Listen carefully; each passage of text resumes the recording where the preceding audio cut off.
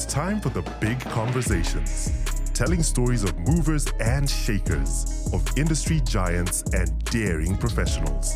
It's time for the conversations that change your perspective on life, the kind of conversations that shape entrepreneurs and move careers forward. If you don't know where these conversations are found, we are sending you a GPS. But if you're listening to this voice right now, you are here. Welcome to the Growth Podcast. This is the GPS. Welcome back to the Growth Podcast. I hope you've been okay. This is episode number 3 for this year. And funny enough, we've only had women this year, so I don't know if that's a sign or something, but yeah, the trend continues. This week on the podcast, we're talking to Janice Matwi. Most of you know Janice because she has a seat at the table where she talks to different leaders, different people in different realms of leadership. And they basically share their stories. And obviously she'll tell us a bit about that. But today she's having a seat at a different table, as you can see. We're having her on the podcast. Welcome to the podcast. How have you been? I'm good. And how are you? And congratulations on all of these milestones that you keep hitting. Oh, no, thank you so much. We are following your footsteps closely. We're closely following your footsteps. I know you've done so much for yourself. You've done so much for your career. And we would like to learn from you and, just like a sponge, you know how you squeeze everything out. We hope to squeeze a lot out of you in this short time that we have together. But how's the new year going? The new year is going well. I think it started out I think one of I always say my luxuries is rest.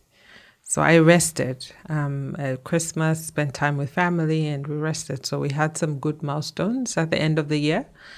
And yeah, it started out really well. Interesting. I've got these cards. We have a tradition. So pick any 3 of them. Mm-hmm. And from there's a question. It doesn't matter. Any. Just pick 3. I used to play cards as a child. So I always. Oh, yeah. No. Yeah. So any. Yeah. Mm-hmm. There's a question. Ask it and answer it. So it says, tell me about a time that you fought for yourself. When have I not fought for myself? I think that should have been the question. I think one of the things that I live by is inclusion. Having people of diverse backgrounds, diverse thought processes coming together, because that enriches any experience or any environment. And I think most of the times I've had to fight for myself to be in those spaces because I know I have something to add. The world will label you and give you labels that are convenient for them to digest you. And so I think for me, one of the things is that I always endeavor to define myself because I know what I'm capable of. And so, for instance, a person who knew you in high school will not imagine the person that you are today. And so they will remain in that space thinking of you as that high school student that couldn't do certain things. And so when you meet them somewhere, they will kind of pigeonhole you and try and limit you. But you have to fight for yourself and remind people that you evolve daily. I am not the same person I was this morning because I encountered different people. I know it sounds cliche, but it is true. So I fight for myself every day. I fight for myself as a female leader that walks into a room and people immediately judge and feel like I don't have much to bring but to sit pretty. I used to be in a role where a colleague actually told me, and I'm a marketer by profession, actually told me and said, you're just here to put up posters, so just sit and look pretty in the corner. We don't need your input. So every day you are fighting for yourself. So yeah, so that's the story there. Card number 2. Number 2, let me go for the top one. So describe a moment when you achieved what you were striving for only to feel disappointed by the success. Again, it's walking into rooms where I had, and I think that is taken a lot of growing up. It's walking into rooms to meet people that I held in very high esteem and only to find that they are not what they seem. And I think some of the lessons that I've learned from that is that everyone is human. No one is superhuman, and it's in as much as we have people we aspire to be like, we must not put people on a pedestal, because you will get disappointed. You will find that the person that you held in high esteem is probably the meanest person on earth. But because you see highlight reels of their lives that are curated on social media, you think that they're the end all be all. So that's why it's important for you to be yourself. And so other than that, there are instances where I've bought a very expensive handbag and I've carried it 2 times. And I found that I shouldn't have spent that much money on something that I won't use that much. So, but it's understanding that everyone is human, because you will definitely get disappointed when you actually, make heroes of human beings. Last but not least, let's pick a blue one or orange. What's your definition of success? My definition of success is mental wellness. It's being at peace with myself, that the world doesn't affect me. Because we are living in a world where everybody tells you what you should eat, what you should be like, what you should look like, right? I'm a mom. The world tells you how you should mother. But there is no standard for anything. And happiness and success for me, goes in the same sentence. Happiness is success, because I could have the most awesome paying job in the world, and if I don't have peace, it's nothing. I could have, 10, 15 cars, and if I'm not okay mentally, or if I'm not okay physically as well, they're nothing. They'll still be in the garage, right? So it's happiness and success for me is not chasing things, but rather experiences. If I had money and I had to choose between buying, fancy designer clothing to traveling, I would rather much travel and see the world and create experiences that will live with me all my life. And that also then changes how I look at the world. All right, we're done with the cards. Awesome. I won't show you what could have been. But thank you so much. You do a sit at the table. What inspired you to start having conversations with people the way that I do? And yeah, congratulations, because it's not easy. I know you've been doing it longer than I have. And I think, having conversations, I believe that conversation is the birthplace of action. There needs to be a conversation in order for people to be inspired to act. And for so long, especially for us in Africa, we are not having our own conversations. We are not having our own stories. And so we are adapting, stories from other parts of the world that don't fit with our culture and don't fit with our real life expectation. And this is where the disappointment comes in, right?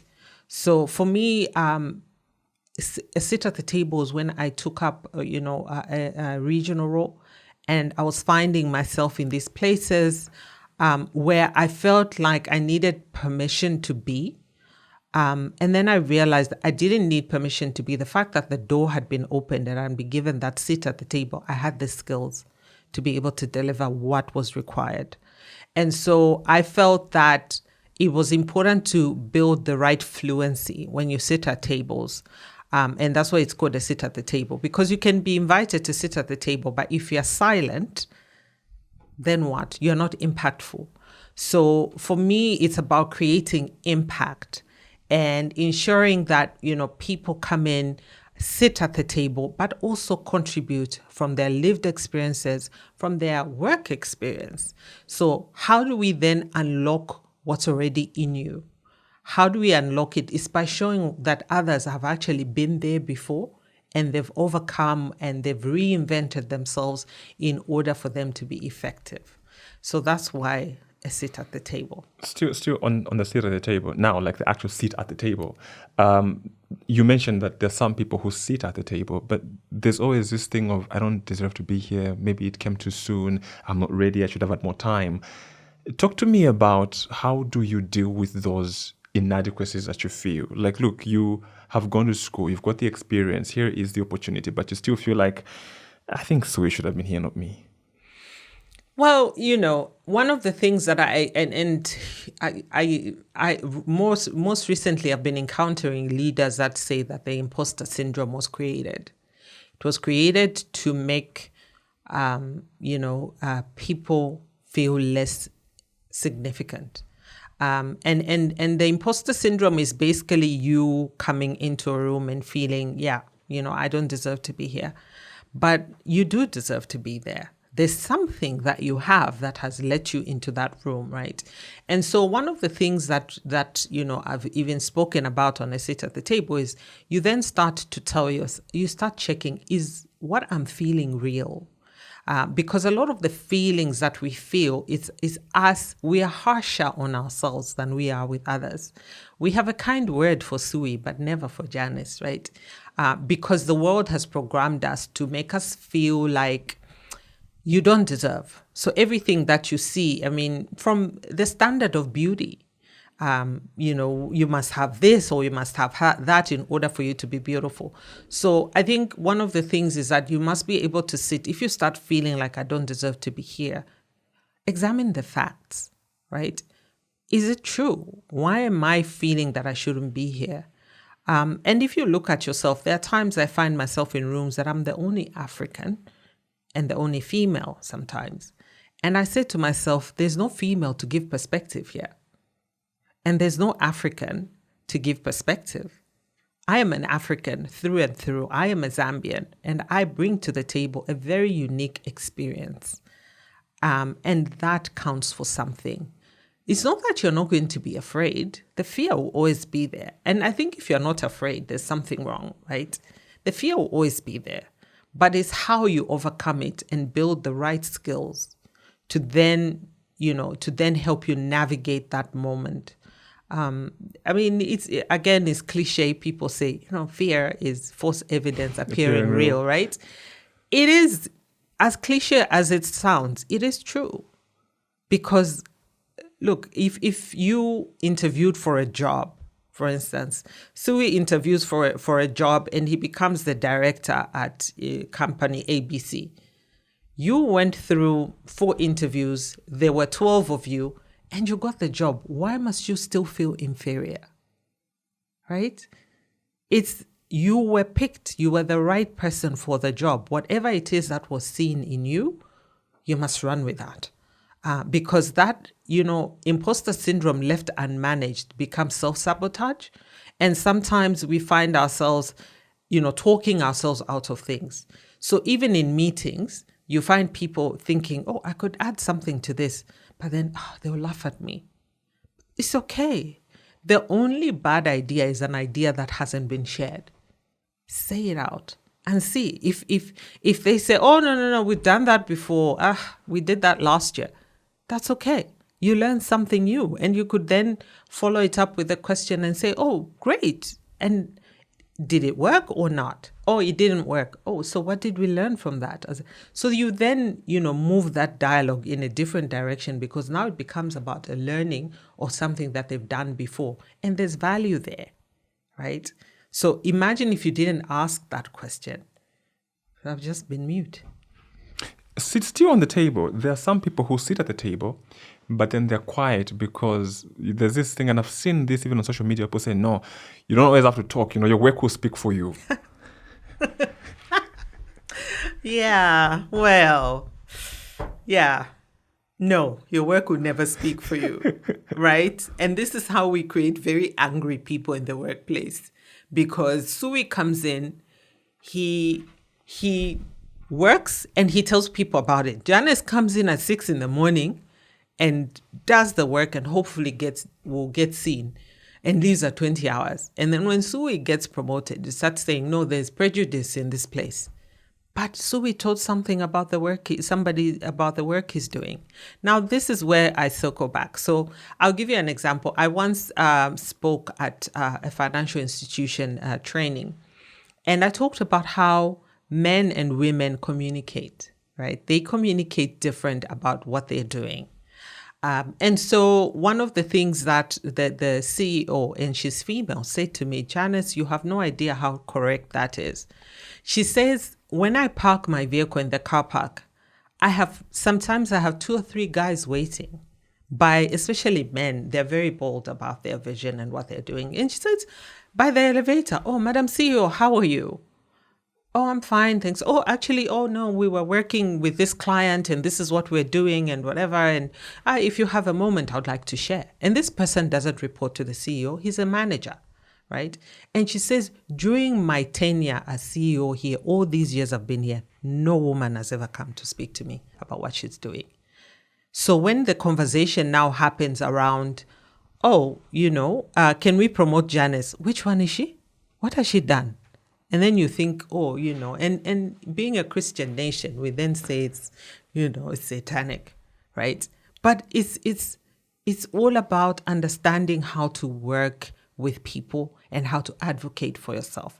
Self-advocacy will never be a waste, ever, right? So tell people about what you're doing. Now, when you only talk about, talking about your work, right? What does a CV do? Oh, me, I don't like talking about myself. But have you ever written a CV? Yes. What does the CV contain? What you've done. So I think it's that aspect of boxing things up and thinking, I don't like talking about myself, but you have CVs. You're writing CVs left, right, and center, but you say you don't like talking about yourself. So it's a self-advocacy tool, but how you tell your story matters, right? So when you're building, say, for instance, when you're building yourself, your personal brand, to have sponsors. And sponsors basically are people that talk about you in rooms that you're not. A sponsor will vouch for you based on reputation. But how can they vouch for you if they don't know what you're doing? If you're secret and doing all these amazing things and not telling anybody about it, nobody will know. You talked about the CEO and said that, look, she confessed that no woman has ever come and shared what they're doing. I saw somewhere that when men see a job advertised and they don't meet all the requirements, they'll still go and apply. But the woman will just disqualify herself and say, no, for me, it's not. How do you think women can change that? How do we have more bold women? Not that they're not bold, but how do we have women who say, you know what, if I die, I die? So you have to understand that this is steeped in our culture. Women in African culture are supposed to be modest, right? And that cultural, that programming is still in us. And we were not, when all of this started, we were not in the workplace. We were mothers, we were aunties, we were in the village. But with time, it's evolved and the system has left women behind, right? It's not enough for us to tell women, be bold, be bold, be bold, shake them until they're red in the face. It's about creating the systems that are accommodating and give them the psychological safety to be able to come into rooms and ask for the things they want. Now, one of the things as well is that women also, yes, they need to be bold as well, because we've had instances, I've been in places where I speak and none of the women ever ask questions, right? And afterwards, they're like, how did you get so bold? That's the question they'll ask me later on. How can you stand on stage and talk the way you do? I'm like, actually, I do get scared, but I do it afraid, right? I stand on that stage because I know that it's much bigger than me, that where I'm coming from and where I'm going is more important than my fear. So it's important for you to also understand that whatever you do impacts today and tomorrow, right? As a mother, I think I have 2 amazing daughters and I have 2 sons. As a mother, I think, what kind of world are my kids coming into? When they get into the workplace, I want them to be able to boldly ask for what they want. But I'm the example, right? So I think the roles, the cultural roles, have to be separated, and women need to understand that when you're in the workplace, you are a leader or you are a colleague, right? And we're all leaders, right? I've been in places where I've been asked to make a cup of tea for a colleague because I'm the only female. And I remember saying no, and somebody saying, your husband must be very unhappy at home. I said, no, when I'm at home, I'm a wife. But when I'm here, I'm your colleague. I'm not going to play wife, right? Even that triggers some people, and they say she's super rude, but I'm okay with that. Why? Because I also have the psychological safety from my partner, who makes me understand that as soon as I leave the house, I'm not subordinate to anyone, that I'm there as an equal, and I'm there because I deserve to be at that table, not to make tea, but to make decisions. That's interesting. You mentioned the bit about personal branding, and I want you to talk me through how a personal brand helps me in the workplace. I saw something, so I see a lot of things. I saw something where they're saying there's a CEO who said, I don't hire people who do not have a personal brand. So globally, that is the standard now. Why? Because companies have begun to understand that a product is a thing, but a person talking about a product creates an experience, right? Coca-Cola, their ads through and through, there is never an ad that you found Coca-Cola. Hi, buy Coca-Cola, it's 5 kwacha. No, Coca-Cola shows you experiences.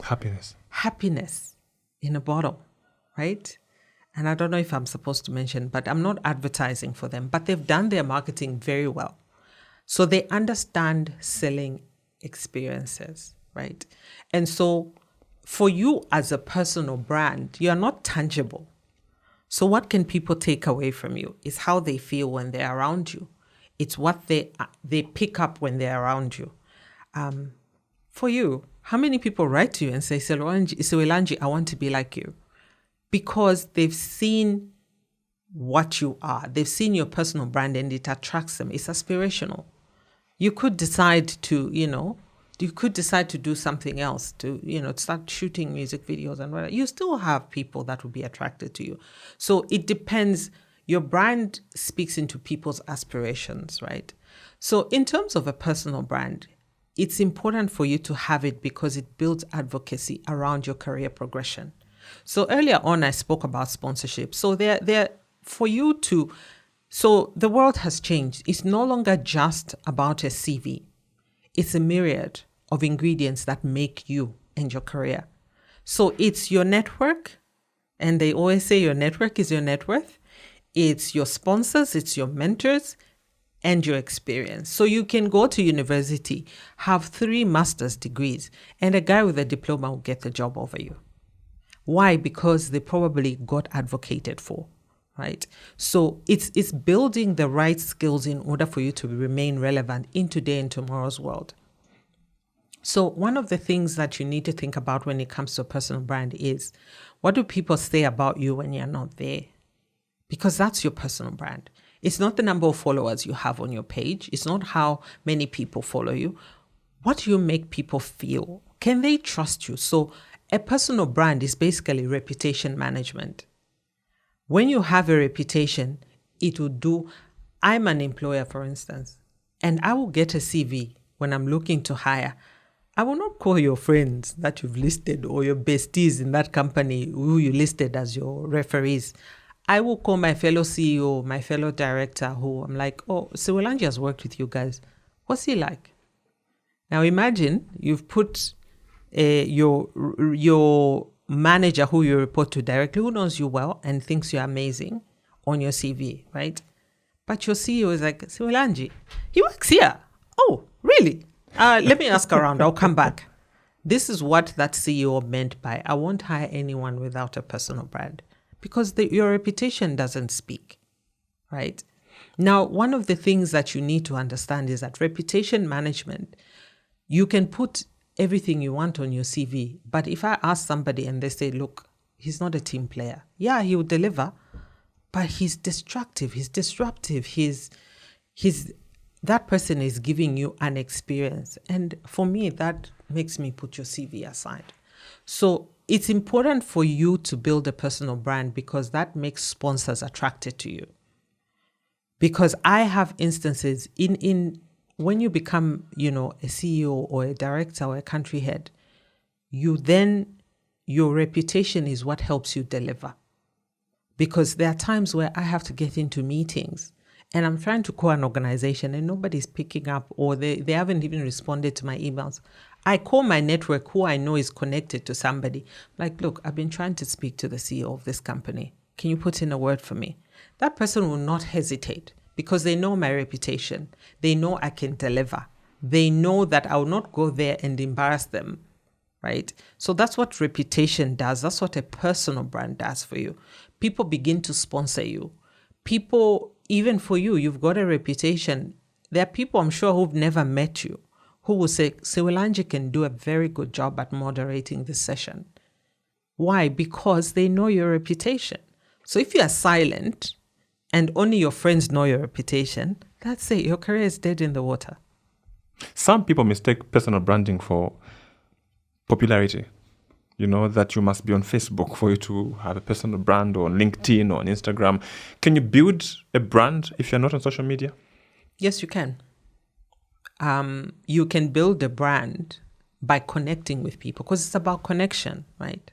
So it depends. You see, social media, it depends.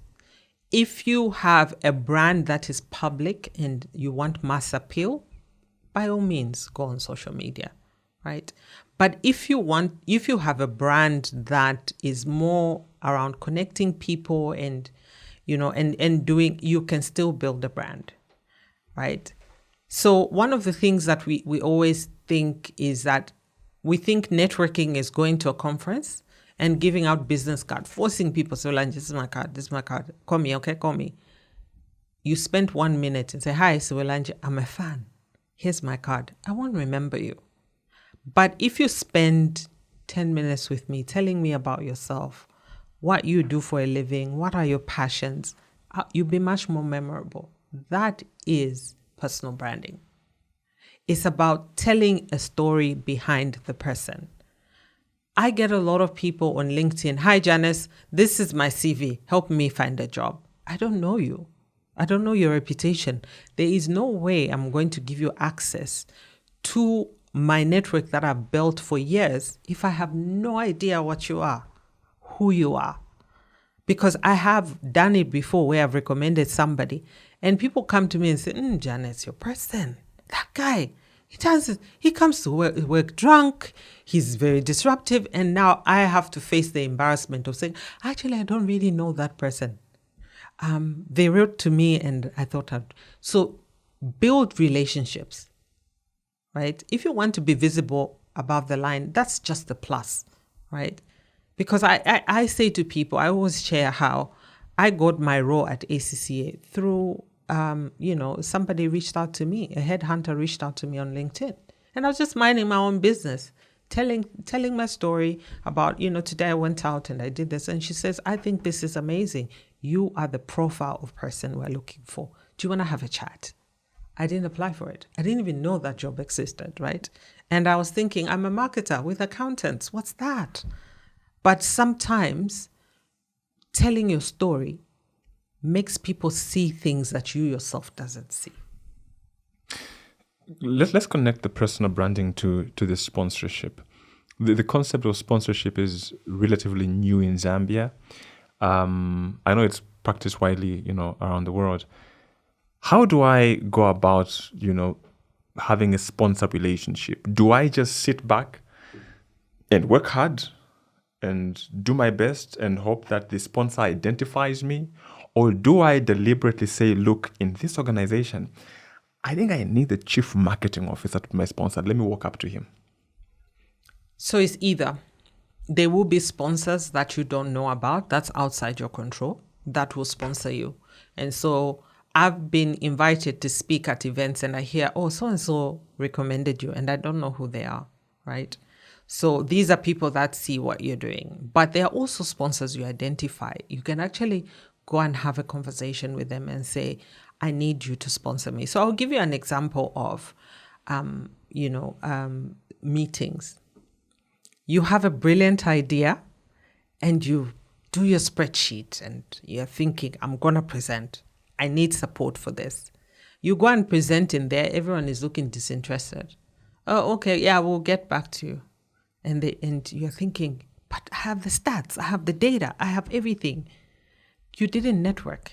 You didn't get any sponsors. So the Japanese have a term called nemawashi. Nemawashi is preparing the ground before you plant a seed. Nemawashi is what they call corridors before boardrooms, because decisions are never made in boardrooms. You have to go ahead. So you have this idea, reach out to somebody who you know will be in a meeting. Hi there, look, this is what do you think? They'll even help you refine it. So if you are a department head and say you work for a telco, you want to expand into you want to do a certain campaign, right? Who's going to roll it out? It's the sales team. So if you don't get the sales director on and you surprise him in the meeting with your wonderful stats, and it's not going to work. They're not going to buy in. The buy-in starts before the meeting. So you have a conversation around, can you support me? This is what I'm thinking. What are your thoughts based on your experience? That way, that person even feels like they're part of the decision-making process. By the time you present, of course, you wouldn't have presented. If you can even go to the CEO and say, boss, I would like your support on this. What do you think? I want to do. Do you think that the EXCO members will support this? And he'll tell you, no, or right. So that helps you prepare the ground before the decision is made.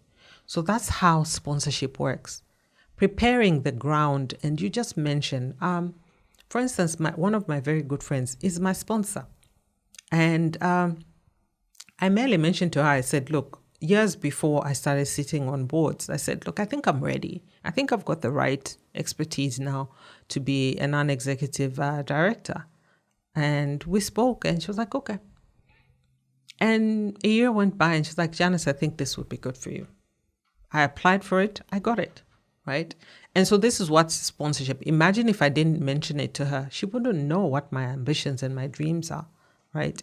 So sometimes it's also just putting your thoughts out there. Now, one thing works against us as Zambians, they do everything in secret, right? They won't spoil what they don't know. Yeah, but look, just let people know. Create a trusted circle. So one of the things I always say, have a personal board of directors, a sponsor, a mentor, a cheerleader. I have friends who are just like, girl, I saw you on TV. Well done. And you looked amazing. That's it. They're there. A mental wellness advocate who reminds you to rest. A financial wellness advocate who reminds you, girl, you're spending too much money on this. How are your financial goals, right? So you have this, and an accountability partner that holds you accountable to your goals. These are all different people and they change with time. Or you can have more than one sponsor on your personal board. You don't have to gather them and say, now, right, you're my board. This is my plan, strategic plan for Janice Matwi, year, 2025. You don't need to do that. You know mentally, you've created your mind map. You've written it down in your journal. You know that this person can open this door for me. This is a sponsor.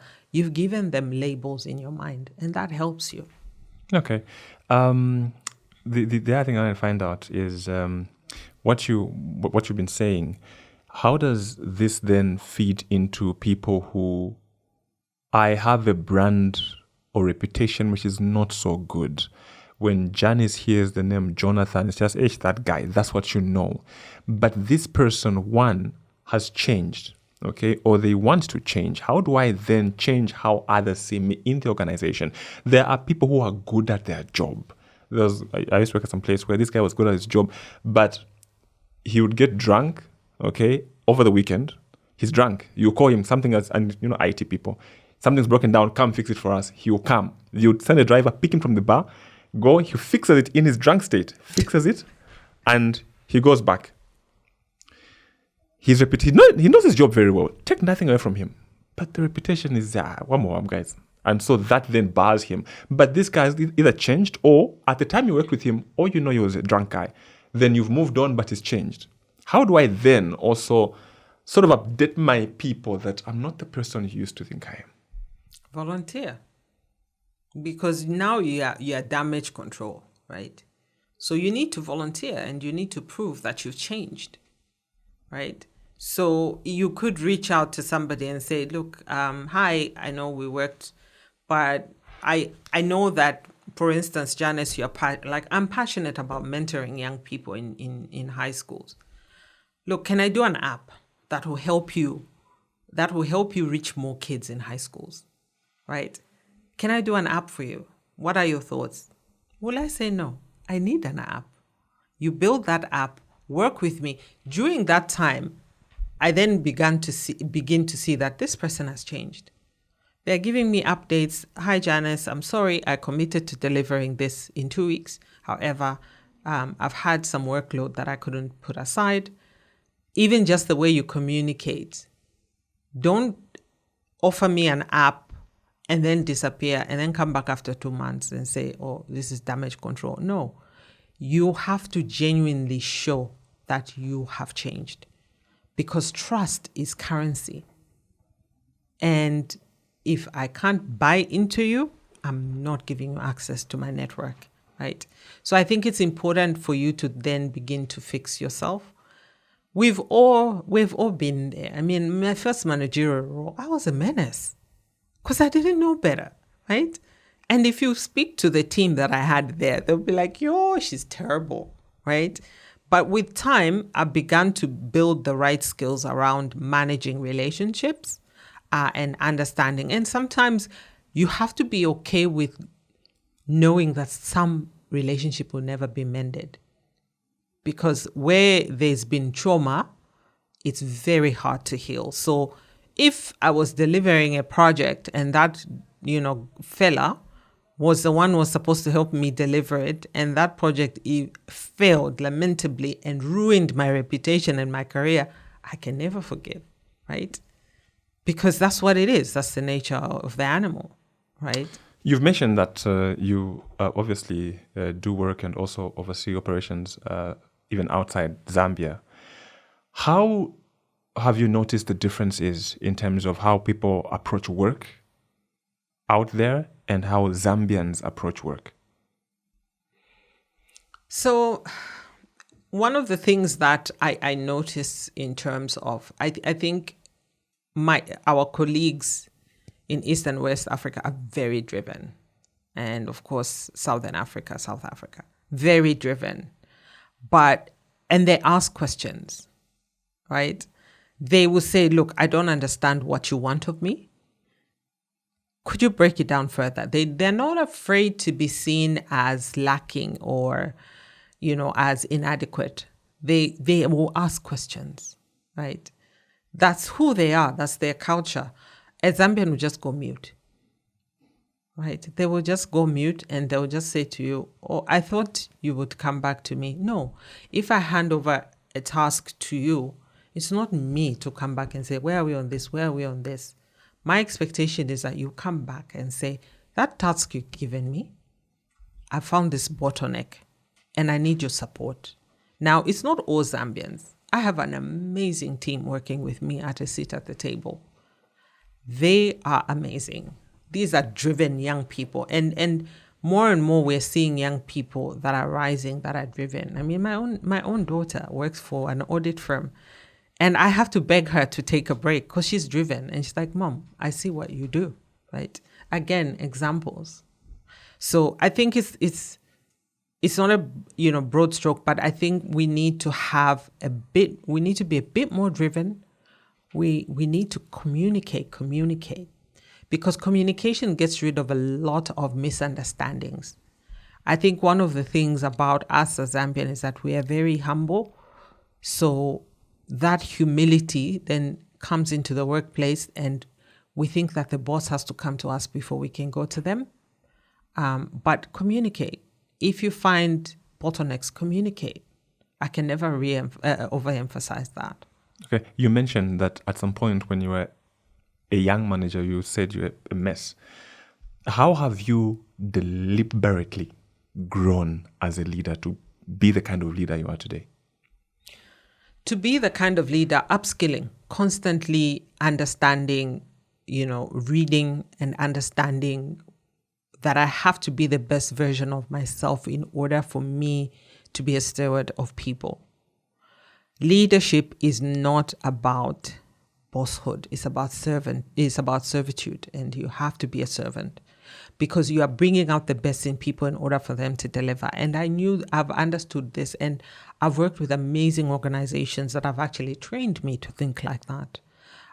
Something that is missing. I think one of the things that, when you and I spoke before the show, I mentioned to you that, in certain places that I've worked, when you become a manager, you are assigned a coach, because sometimes you find that people have come from managing processes and have become stars, but when they're given people, they don't know how to manage. And so you need to be able to have that training and that coaching for that transition, because you're no longer managing processes and files. You're managing people with emotions, and it stops being transactional. It becomes a relationship, because in order for you to be an effective leader, your people have to trust you. And I think one of the things that leaders, in my time and before that, we led with fear. You have to be afraid. Ngatesani yopa, right? Alibeolem, right? Respect is not fear, but being able to earn your team's trust. Now, earning trust as well is also holding people accountable in the right way. Accountability is important. Being very clear as a leader, communicating, look, I need you, Martha, I need you to deliver 1, 2, 3, 4. They must be red, pink, and yellow. Bring me those things. You don't say, Martha, I need you to deliver 3 colors. If she brings green, blue, and yellow, you think, you failed. You're a failure. But you were not clear as a leader as well what you needed that person to deliver, because in our minds, we usually form things and we think that, okay, this person must understand what I want them to deliver. And then when they deliver, you're like, look, I wanted you to deliver blue. You've given me dark blue. I wanted light blue. So you have to be very clear with what you want people to deliver.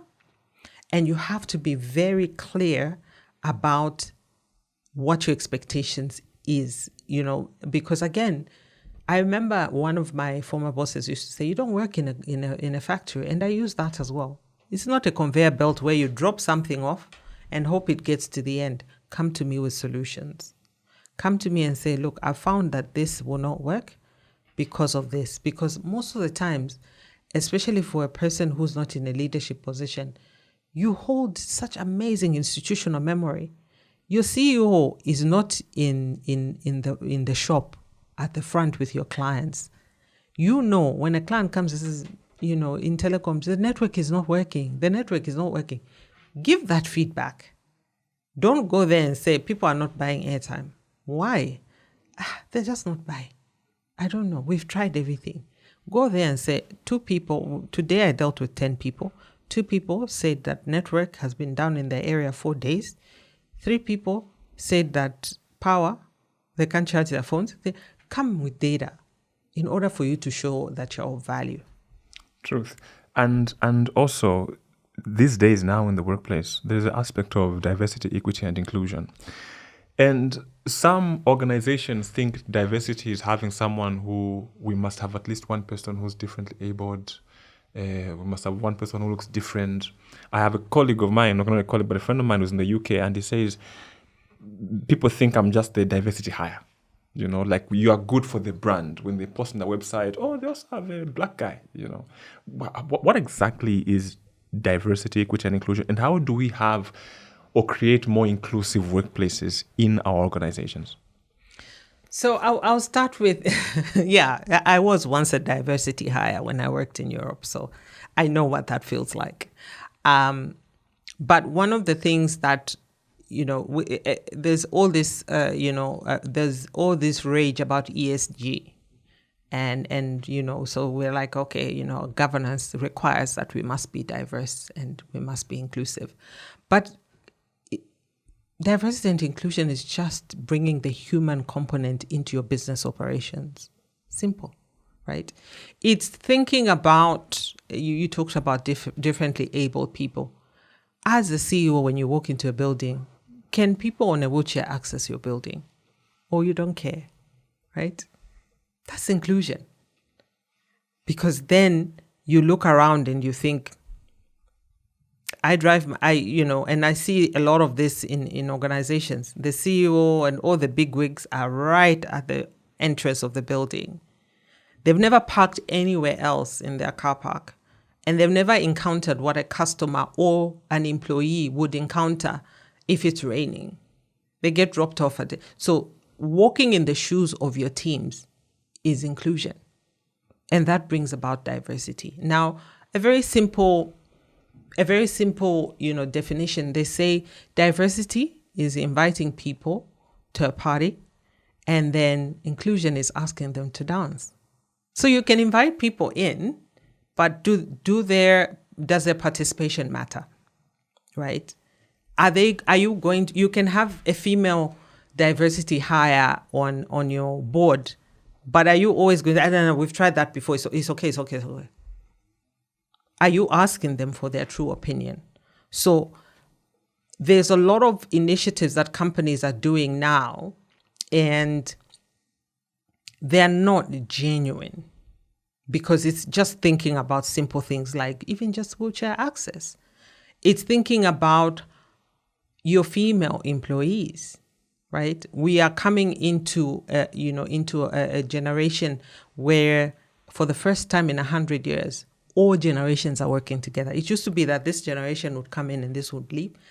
So what policies do you have there, right? For instance, we have women that are about to go through menopause, right? Is that a conversation that people are having? So they are in the workplace.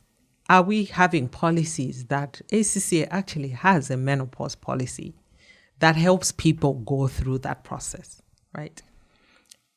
Are we open enough for Gen Zs, right? Are we bringing them into the workplace and they're telling you, look, I really can't write a memo.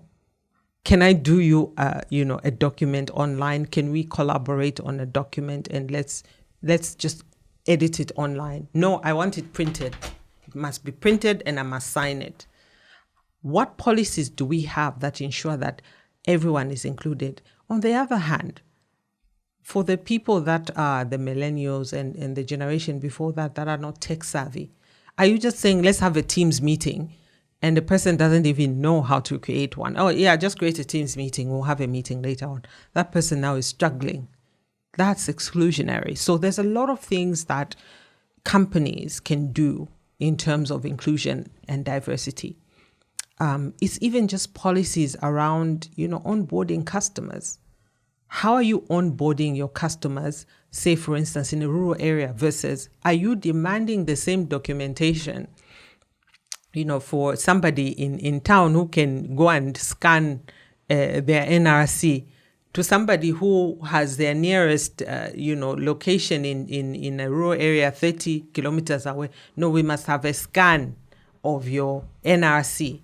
That's exclusionary. So business practices also need a very critical look and dismantling in order for us to be much more, inclusionary.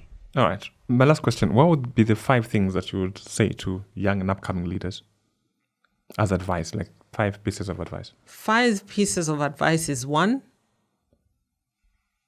talk about yourself. Be visible, build your reputation. That's the 1. 2, don't be a superstar. It's important to be seen, but leaders also gauge you based on how you're taking others along. Because a manager is a people manager. So if I'm seeing you're always throwing your friends under the bus, no, it wasn't me. I may have done my bit. How are you at collaborating? Because collaboration is the future. 3, read. Don't just skim, read. Read books, listen to podcasts, expand your knowledge. It's super, super important. 4, find a sponsor. 5, find a mentor. Janice, thank you very much for your wisdom. I know this won't be the last time that you come here. We'll invite you again and again and again, so we keep learning, because I believe the things you've shared today, like you said, 1 hour from now, you'll get more wisdom. So we will want it to come back. But otherwise, thank you very much. What should people look out for this year from A Seat on the Table? And also, how can they access A Seat on the Table? I've seen them on LinkedIn. Yeah. So A Seat at the Table is on YouTube. We're short form, training, fluency building, bits. So you can find A Seat at the Table ZM. So ASAT, ASATT-ZM on YouTube. We are on LinkedIn. We are on we're on Facebook. And then this year, A Seat at the Table has one theme, and that theme is the only constant is change. Life is always changing. Careers are always changing. So we are working to equip you with the skills that you need in order to remain relevant. Because if you don't change, you'll be left behind. If you don't evolve, you'll be left behind. So this year, it's all about change. And we're looking forward to doing some amazing different things this year. We look forward to those things, and we definitely will be monitoring your work, because we know that it is also another reservoir of wisdom. Otherwise, thank you very much for coming on the podcast. Thank you so much, Sui, and keep on doing this great work. It's much needed. Thank you.